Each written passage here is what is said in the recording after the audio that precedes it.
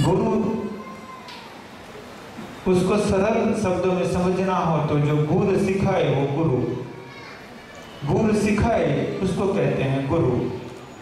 यदि किसी को ड्राइविंग सीखना है तो ड्राइविंग का जो गुरु सिखाए वो ड्राइविंग का गुरु। खाना बनाना है तो खाना बनाने का सिखाए वो खाना बनाने के गुरु।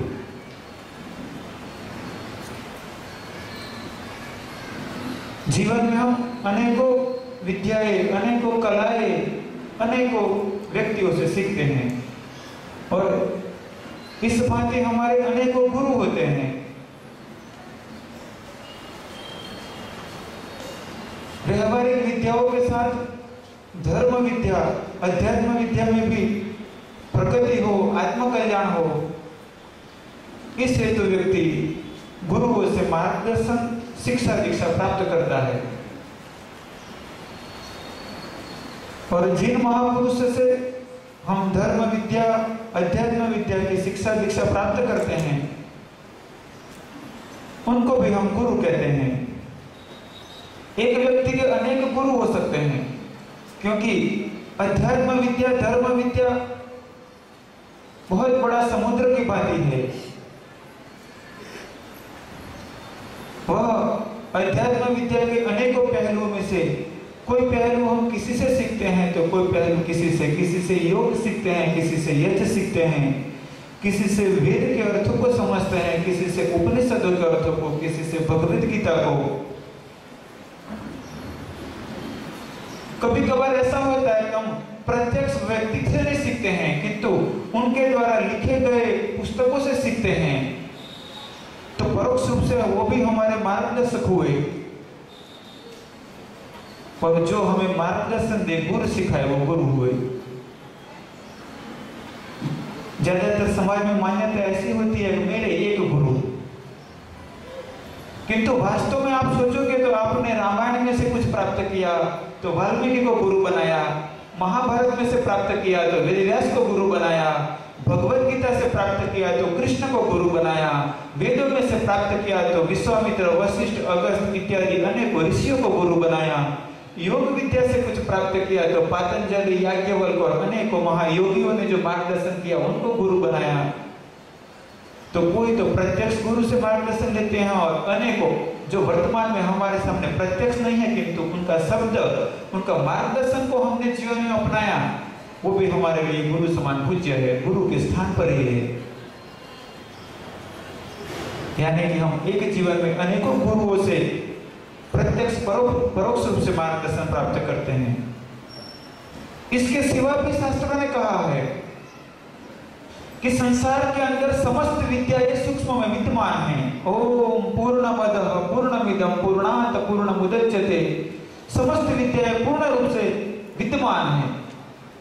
जब कोई सुपात्र उसके लिए प्रयत्न करता है और यदि उसको कोई मानव गुरु न मिले, यदि कोई पुस्तक न मिले, तब भी वो प्रकृति में रही हुई उस विद्या की तरंगे को अपने में धारण करके भी अपनी प्रगति कर सकता है। जैसे कि एकलव्य,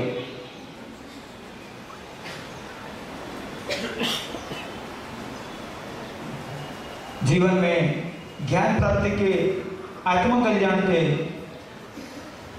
लिए मुख्यतः गुरु धारण करने की, गुरु को स्वीकार करने की हमारी मानव जाति में परंपराएं रही है। फिर भी इसमें दो प्रकार देखने मिलते हैं। कोई कोई अपवाद रूप महापुरुष ऐसे हो गए कि जिन्होंने व्यक्तिगत किसी मानव को गुरु नहीं बनाया, आत्मदीपो भव, उन्होंने अपने ऊंचाइयों को इतने धारण किया हुआ था कि वह स्वयं ही अपने में से मार्गदर्शन प्राप्त करते गए, या तो प्रकृति में विद्वान उस तरंगों को, उस ऊर्जाओं को अपने में धारण करके अपनी प्रगति करके उच्चतम स्थितियों को प्राप्त कर लिया। किंतु ऐसे विरल महात्मा बहुत कम होते हैं। तब दूसरा रास्ता स्वीकार करते हैं हम कि किसी प्रत्यक्ष मानव को गुरु के रूप में स्वीकार करते हैं। ऐसे एक ही गुरु हो ऐसा जरूरी नहीं है। मेरे दो गुरु है, राजर्षि मुनि जी और सुचरित मुनि जी। कृष्ण भगवान के दो गुरु थे, सांदीपनि और दुर्वासा। राम के दो गुरु थे, वशिष्ठ और विश्वामित्र। दत्तात्रेय जी ने तो 24 गुरुओं को धारण किया, मानवों के साथ पशु पक्षी इत्यादि जीव सृष्टि में से भी उन्होंने उपदेश धारण किया। तो हम गुरुओं में से उपदेश धारण करें। कौन से उपदेश को, कौन से मार्गदर्शन को प्राप्त करके हम अपना कल्याण करें? धर्म यात्रा, अध्यात्म यात्रा के लिए, आत्म कल्याण के लिए हम ईश्वर से प्रार्थना करते हैं कि असतो मा सद्गमय, तमसो मा ज्योतिर्गमय, मृत्यो मा अमृतम गमय। उसी स्थितियों को प्राप्त करने के लिए हम गुरुओं का मार्गदर्शन प्राप्त करते हैं। असत्य से सत्य की ओर चलना, सत्य किसे कहेंगे, धर्म किसे कहेंगे? तो धारयति इति धर्म, जिसको धारण करने से जीव सृष्टि का कल्याण हो, जीवन धारण हो सके, प्रकृति की रक्षा हो, वह कर्म धर्म कर्म है। एक बार एक कसाई गाय के पीछे दौड़ता जा रहा था, हाथ में छुरा था, गाय आगे भागी जा रही थी, दौड़ती जा रही थी। एक चौराहा आया, गाय चौराहे से दाहिनी ओर मुड़ गई, जमनी बाजू बढ़ी गई गाय। थोड़ी देर में कसाई आया, चौराहे पे एक महात्मा जी बैठे हुए थे। कसाई ने महात्मा जी से पूछा कि महाराज जी गाय किधर गई? गाय तो दाहिनी ओर गई थी, जमनी बाजू गई थी, किंतु महात्मा जी ने कहा गाय बाई ओर गई है, डाबी बाजू गाय गई है। यदि व्यवहारिक दृष्टि से देखा जाए तो वो बात झूठ है, किंतु धारयति इति धर्म, महात्मा जी ने गाय के जीवन की रक्षा करने के लिए कसाई को कह दिया कि गाय डाबी बाजू गई है, बाई ओर गाय गई है। उन्होंने गाय के प्राणों की रक्षा की। तो असतो मा सद्गमय, हम उसी सत्य को धारण करें जो सत्य जीवन को धारण करता है, जो जीव सृष्टि को धारण करता है, जो प्रकृति की रक्षा करता है। तमसो मा ज्योतिर्गमय, अंधकार से प्रकाश की ओर चलने के लिए हम ईश्वर से प्रार्थना करते हैं। कोई बड़े कमरे में, बड़े हॉल में कई साधन सरंजाम पड़े हुए थे, कुर्सियां थी, कुछ सोफा पड़े हुए थे, चाकू इत्यादि भी कुछ पड़े हुए थे, कुछ बर्तन पड़े हुए थे। कोई व्यक्ति ने दरवाजा खोला और उसको सामने की ओर से दूसरे दरवाजे से बाहर निकलना था और लाइट चली गई, पूरी जगह में अंधेरा छा गया। वह व्यक्ति कमरे में से जाने के लिए प्रयत्न करने लगा, इतने में उसका पैर चाकू पर गिर गया। धीरे धीरे चलने का प्रयत्न करता था, वो चाकू पर गिर गया, वो घायल हो गया, या तो कोई बर्तन से टकरा गया। अंधेरे में होता है, किंतु यदि वहां पर बिजली आ जाए, प्रकाशित हो जाए, तो चाहे वहां पर चाकू गिरा हो, चाहे बर्तन गिरे हो, चाहे कुर्सियां पड़ी हो, किंतु वह व्यक्ति उन सब के बीच में से भी सुरक्षित निकल जाएगा। उसी प्रकार जीवन में जब ज्ञान प्रकट होता है, ज्ञान की दृष्टि, ज्ञान की सोच हमारे जीवन में उतर आती है, तो इस संसार में से भी हम सुरक्षित रूप से कल्याणकारी कर्म करते हुए ईश्वर की ओर आगे बढ़ जाते हैं। और आगे तीसरी बात कही है, मृत्यु मां अमृतम गमय, कि हम मृत्यु से अमरता की ओर चले। हमारे ऋषि मुनियों ने जो कहा है वो 100% सही है कि हम मृत्यु से अमरता को प्राप्त हो सकते हैं। इसलिए इस प्रार्थना में कहा है कि मृत्यु मां अमृतम गमय, कि हम मृत्यु से अमरता को प्राप्त हो जाए। हमारा प्रयत्न असत्य से सत्य की ओर जाने का, अज्ञान से ज्ञान की ओर, पर मृत्यु से अमरता की ओर जाने का हो। उस ज्ञान को, उस अभ्यास को, उस अनुभूतियों को प्राप्त करने के लिए हमारे ऋषि मुनियों ने मुख्यतः 2 ज्ञान बताए, परोक्ष ज्ञान अपरोक्ष ज्ञान, जो देखकर, सुनकर, अनुमान करके, चिंतन मनन करके हम निर्णय करते हैं, वह परोक्ष ज्ञान है। शास्त्रों को पढ़कर हम निर्णय करते हैं, सत्संग को सुनकर निर्णय करते हैं, चिंतन मनन करके निर्णय करते हैं, वह परोक्ष ज्ञान है।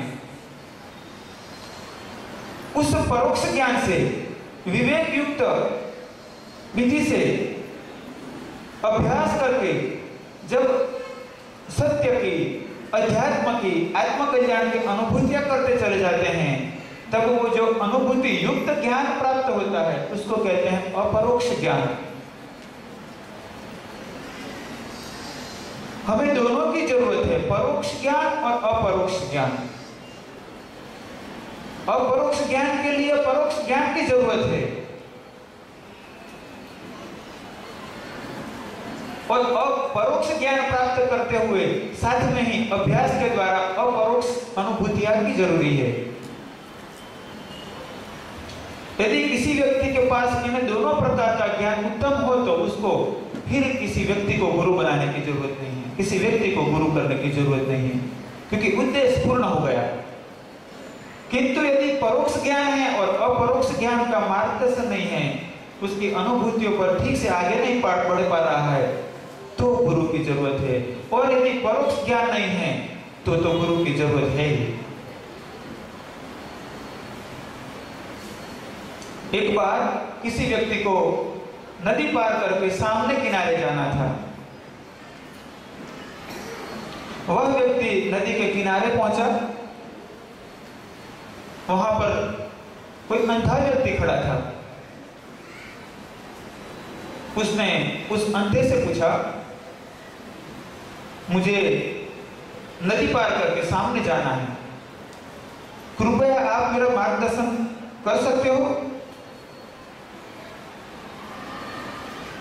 अंधे ने कहा कि मुझे सही पता नहीं है कि नदी में कहां से जाया जा सके, और जब मुझे सही में पता नहीं है तो मैं कितने वक्त से प्रयत्न करता हूं, किंतु गहरा पानी आ जाता है तो वापस मुड़ जाता हूं।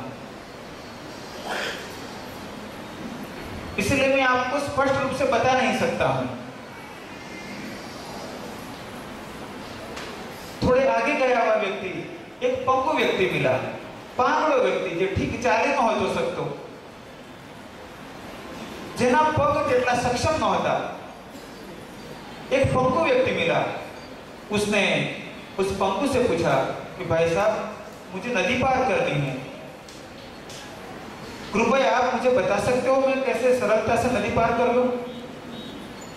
पंगु ने कहा, मैं देख सकता हूं,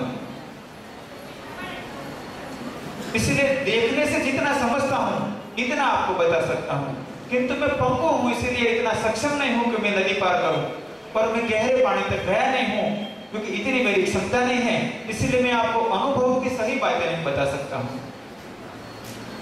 यदि नदी पार करनी हो तो उसको देखने वाला भी व्यक्ति चाहिए और जो गहरे पानी को अनुभव से समझकर बताने वाला व्यक्ति भी चाहिए। परोक्ष ज्ञान भी चाहिए और अपरोक्ष ज्ञान भी चाहिए। परोक्ष ज्ञान मिल जाता है शास्त्रों से, परोक्ष ज्ञान मिल जाता है सत्संग से, परोक्ष ज्ञान मिल जाता है चिंतन मनन से। किंतु परोक्ष ज्ञान से चर्चा विचारणा कर सकते हैं, शास्त्रार्थ में जीत सकते हैं,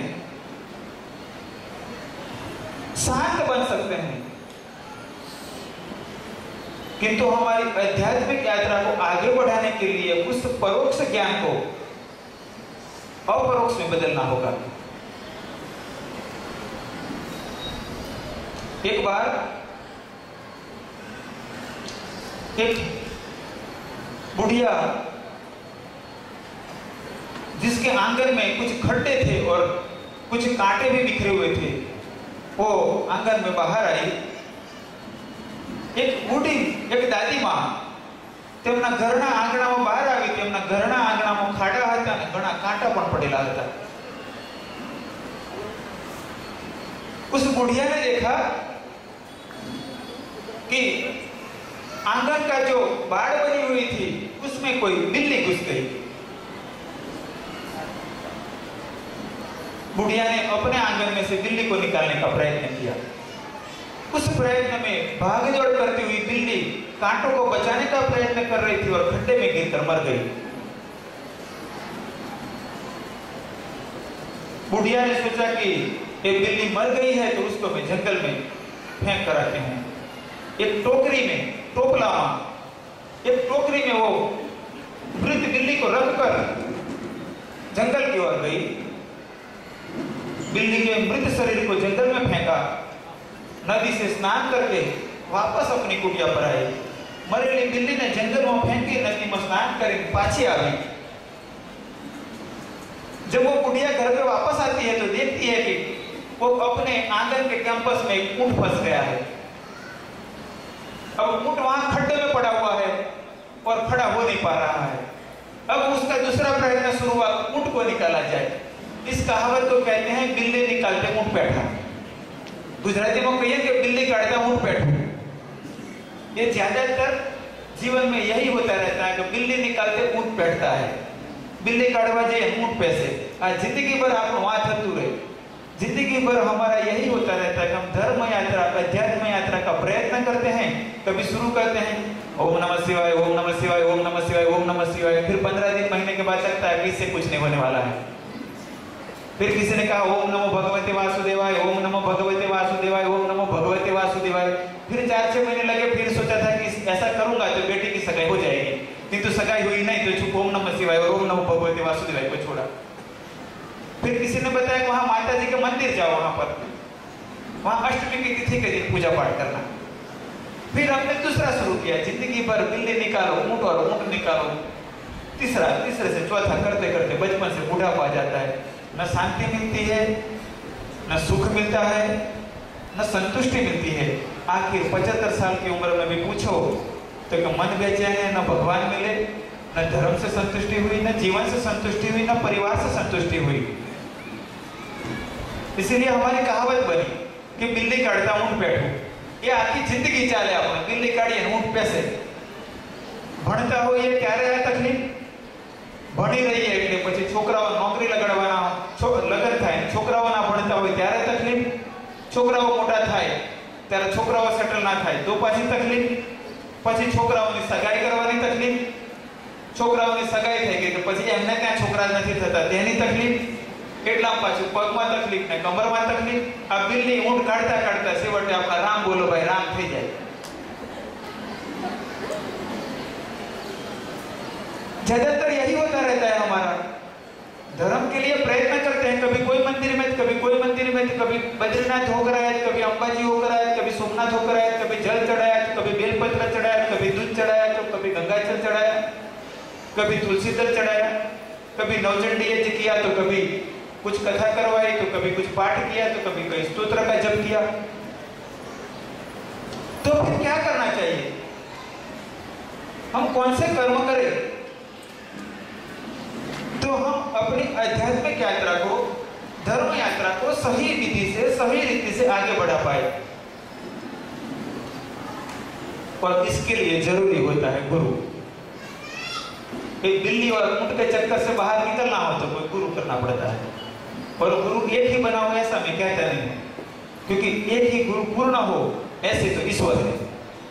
शास्त्रों ने कहा वह ईश्वर सभी का गुरु है, तो ईश्वर पूर्ण है। तो आप अनेकों गुरु को कर सकते हो और जिससे जो श्रेष्ठ मिले वो धारण कर सकते हो। और कोई भी गुरु से थोड़ा मिला हो, ज्यादा मिला हो, कभी किसी का अपमान मत करो। जिस संतों, महंतों, महापुरुषों से आपने यदि प्रत्यक्ष मार्गदर्शन नहीं प्राप्त किया फिर भी वो गुरु तुल्य होते हैं, उनका भी सम्मान करो।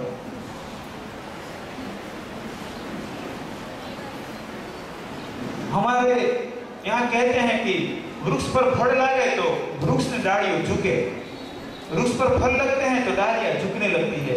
ऐसे ही जिसमें गुरुता आती है वो सरल बनते हैं, जिसमें गुरुता आती है वो दूसरों का सम्मान करते हैं।